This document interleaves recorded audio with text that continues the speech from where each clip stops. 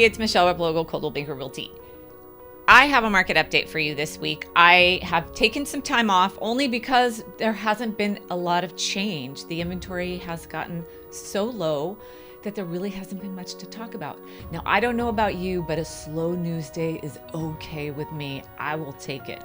I also took a break from doing my holiday cards, and if I have glitter on me or you can see it, it's because glitter is everywhere in holiday cards.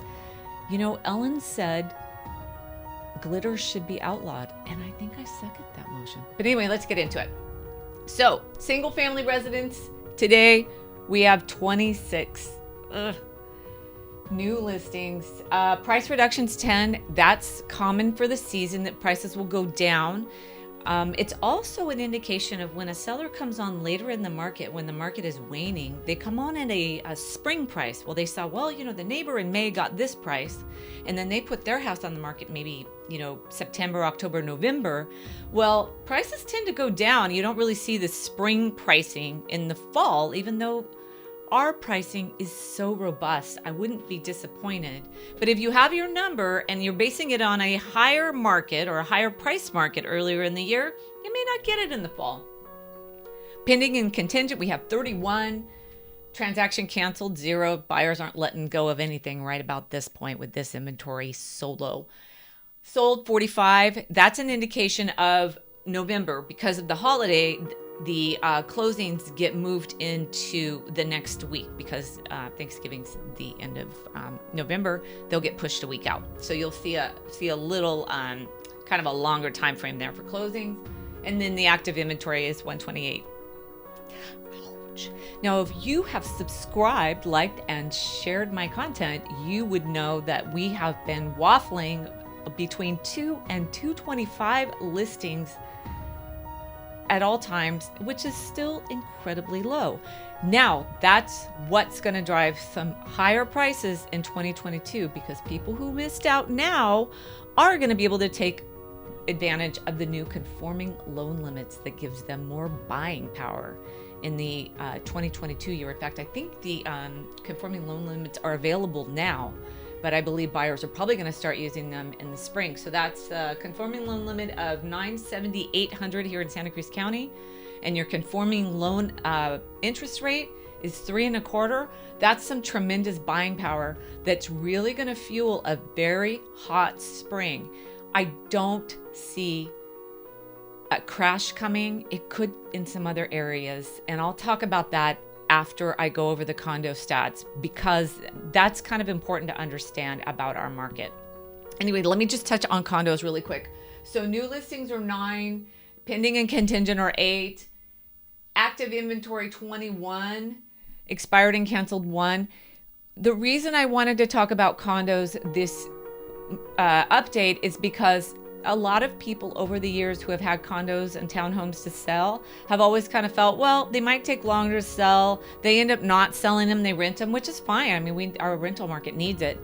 But I want to tell you, if you have a condo or a townhome to sell, this market is for you, and it's coming up in the spring as well, because it is now the hot part of affordability in Santa Cruz County. I don't even know if Santa Cruz County and affordability can go together in the same sentence. Oh well.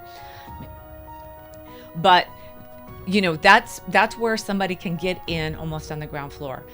I do a video on HOAs where I talk about sometimes the maintenance of an HOA can help when you don't want to deal with maintaining a home, but a lot of people still don't like HOAs. They don't want to be involved in a homeowners association that is telling you what to do and has rules, and you know, and I get it. You want to own your own home, but sometimes it's just a little out of reach here. So I want to talk about affordability. There we go again. I want to talk about Santa Cruz County and what's happening here. So we don't have a lot of land. We're not doing a lot of new building. We are doing some condos and some apartments, but no single family homes are being built at this time. We have a roaring tech market who they have money to spend on housing. And I surveyed 8 households that purchased a home here on the west side of Santa Cruz, and 6 of them were from the tech market. 2 of them overlapped that were from San Francisco, but I also believe they're from the tech market.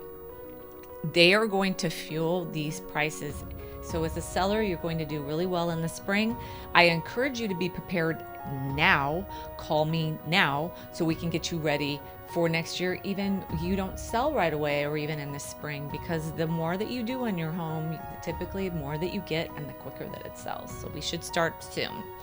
Also, I wanted to touch on a market that I will not reveal only because I don't want any backlash there, but there are some markets that are really getting very pricey that Californians are moving to. And when people talk about our market crashing, I don't see it, just because we're not building anymore and affordability is still good. But where you could see some of the crashes are certain markets and pockets around the US that people are moving to, and those prices are getting too far out of reach to be supported by the local job market. Keep in mind, we have a very robust job market that is supporting our prices. So when you are looking out of state to move, you might be looking at an area and go, well, I wanted to move there, but I'm getting priced out. Those are where we might actually see some prices go down, not market crashing, but market adjusting. So when people talk about it, I know it's going to happen, but I really honestly do not think it's going to happen here.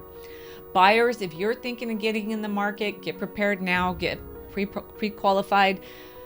You know, if your parents or family members are offering to help you, maybe you don't really want to talk about it over the holiday table, but you do want to get those funds in order so you understand what exactly you can do in the new year.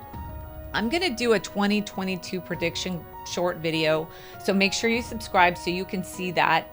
And I'm just amassing all kinds of information. I'm going to shove in that quick little video. I want to impress upon you anything that you're going to do in 2022. It's always best to get prepared now. I do work through the holidays, so feel free to call me or contact me. And yeah, that's it. Have a great week.